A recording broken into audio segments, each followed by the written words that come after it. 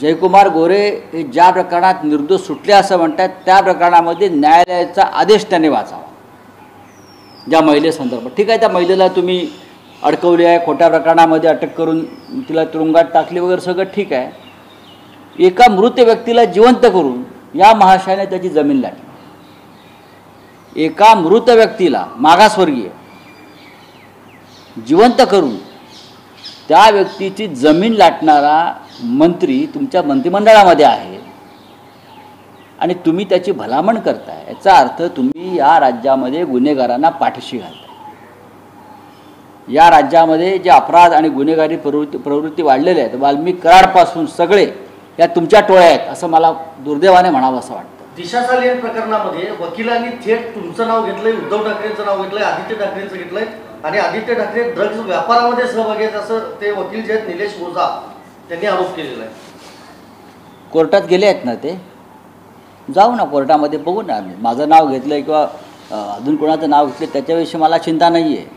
एखादं प्रकरण खोटं करायचंच ठरवल्यावर खोटी माणसं उभं करणं, खोट्या कथा रचणं, त्याच्यासाठी भारतीय जनता पक्षानं पडद्यामागून ताकद देणं, वकील पुरवणं, वकिलांना पैसे देणं, याचिकाकर्त्यांना पैसे देणं, या सगळ्या गोष्टी गेल्या 10 वर्षापासून या देशामध्ये होत आहेत. त्यातली दिशा सालियनची याचिका आहे, या संदर्भात याचिका आहे आणि योग्य वेळी आम्ही याचं बिंग फोडणार आहोत. आम्ही मजा बघतोय काय काय चाललं आहे, कुठे कुठे भेटीगाठी होत आहेत, कोण कोणाशी कोणत्या पद्धतीनं फोनवर बोलत आहे. फक्त मुख्यमंत्रीच फोन ऐकतात असं नाही, विरोधकांचे आमचे फोन मुख्यमंत्री ऐकतात असं नाही. आमच्याकडेही काही यंत्रणा आहेत, आमच्याकडेही काही माहिती आहे की या सगळ्या मागे, आमच्या सगळ्यांच्या मागे जे षडयंत्र उभं केलं जातं आहे त्याच्या मागे काय काय चाललं आहे त्याची माहिती विरोधी पक्षाकडे सुद्धा असते. हां, काय सर, प्रश्न असा आहे की तुम्ही म्हणालात व्यंगाकडे व्यंग म्हणून पाहिलं पाहिजे, पण एका नेव्ही अधिकाऱ्याने उद्धव ठाकरेंचं व्यंगचित्र टाकलं, त्यावेळी त्यांना शिवसैनिकांकडून मारहाण झाली होती आणि कंगना राणावत यांच्यावरही बुलडोझर चालवला गेला. तर मग व्यंगाकडे व्यंग म्हणून पाहिलं पाहिजे असं म्हणताना राजकीय मुंबईला पाकिस्तान म्हणणं हे व्यंग आहे का? मी तुम्हाला माझा प्रश्न आहे, मुंबईला पाकिस्तान म्हणणं हे व्यंग कसं असेल? हा देशद्रोह आहे. मुंबईला पाकिस्तान, कंगना राणावतनी सांगितलं मुंबई हे पाकिस्तान आहे. मुंबईला पाकिस्तान म्हटल्यावर ज्या मराठी माणसाला किंवा ज्या भारतीय नागरिकाला चीड येणार नाही, ही व्यक्तिगत टीका नव्हती, ही आमच्या महाराष्ट्राच्या राजधानीवर, देशाच्या आर्थिक राजधानीवर केलेली भयंकर टीका होती. पाकिस्तान चालेल का? तुम्हाला पाकिस्तानात राहायला आवडेल का? मला सांगा. उद्या दिल्लीला कोणी पाकिस्तान म्हटलं, मी स्वतः जाईन त्याच्यावर हल्ला करायला. दिल्लीला पाकिस्तान म्हटलं तर हा देश आहे, हा हिंदुस्थान आहे, हा भारत देश आहे. तुम्ही या भारत देशातल्या कोणत्याही भागाला पाकिस्तान, बांगलादेश म्हणू शकत नाही.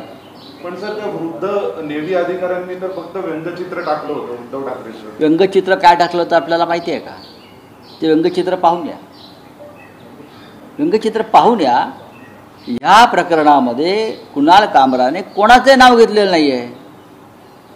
त्याचं गाणं आपण पुन्हा ऐका. त्यांनी कोणाचंही नाव घेतलेलं नाही, त्यांनी कोणावरही व्यक्तिगत टीका केलेली नाही. तरी हा बैल मुझे मार असं का करावं या लोकांनी? एकनाथ शिंदे ह्यांच्या अवतीभोवती डोकी नसून मडकी आहेत. मी परत सांगतो, एकनाथ शिंदे ह्यांच्या अवतीभोवती डोकी असती तर त्यांनी हे उपद्व्याप केले नसते. एकनाथ शिंदेच्या अवतीभोवती रिकामी मडकी आहे आणि त्या मडक्यात कचरा आहे. त्याच्यामुळे ही आग लागली आणि त्या आगीमध्ये एकनाथ शिंदे हे पूर्ण बदनाम झाले. केंद्रीय गृहमंत्री अमित शहा 12 एप्रिलला रायगडावर जाणार आहेत. त्या दिवशी छत्रपती शिवाजी महाराजांचा स्मृती दिन आहे. बरं, ते जात आहेत दर्शन. छत्रपती शिवाजी महाराजांचा जास्तीत जास्त अपमान करण्याचं काम गेल्या काही काळामध्ये ज्या भारतीय जनता पक्षानं केलेलं आहे त्याचे शिरोमणी हे मिस्टर अमित शहा आहेत. ते का प्रायचित घ्यायला चालले आहेत का? बहुतेक ते प्रायचित घ्यायला चाललेले आहेत. गेल्या काही काळामध्ये महाराष्ट्रात भाजपचं सरकार आल्यापासून सगळ्यात जास्त अपमान छत्रपती शिवाजी महाराज, छत्रपती संभाजी महाराज, या सगळ्यांचा अपमान ह्या लोकांनी केलेला आहे. आणि त्यांना परत त्या गुन्हेगारांना पाठीशी घालण्याचं कामसुद्धा महाराष्ट्राच्या सरकारने केलं आहे. त्याचं प्रायचित घ्यायला जर अमित शहा येत असतील तर महाराष्ट्र त्यांच्या दौऱ्याकडे तटस्थपणे पाहतो. याच रायगड संदर्भात एक बातमी आहे, जी वाघ्या कुत्र्याची समाधी आहे ती हटवायची मागणी माजी खासदार संभाजीराजे छत्रपतींनी केली. आज ते पत्रकार परिषद त्यांनी येऊ द्या, याच्यावरती राज्य सरकारने आपलं मत व्यक्त करावं. सर, वॉकच्या संदर्भात एक अत्यंत महत्त्वाची बैठक आज आयोजित करण्यात आली होती, पण ऐनवेळी ती बैठक रद्द करण्यात आली.